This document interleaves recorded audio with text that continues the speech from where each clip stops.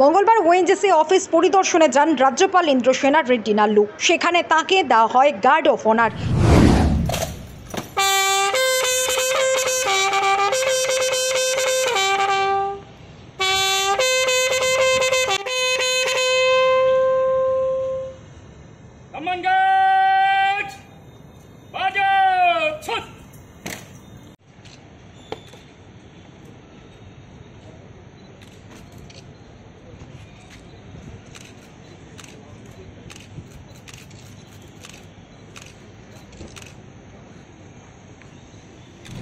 এরপর তিনি ঘুরে দেখেন গোটা ওএনজিসি চত্বর। মূলত যাবতীয় পরিস্থিতি কীরকম রয়েছে সে বিষয়ে পর্যবেক্ষণ করাই এই দিনের এই পরিদর্শনের মূল উদ্দেশ্য বলে জানিয়েছেন রাজ্যপাল ইন্দ্রসেনা রেড্ডি নাল্লু।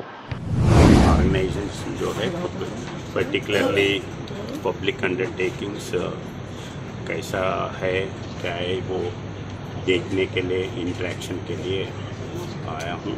वैसे बाकी के स्टेट गवर्नमेंट का भी जो अंडरटेकिंग्स है कैसा है, सेंट्रल गवर्नमेंट बहुत से पैसे खर्च कर रहे, आम पब्लिक का एक्सपेक्टेशंस है, इसलिए वो अंडरस्टैंड करने के लिए देखने के लिए इंटरेक्शन के लिए आया हूँ।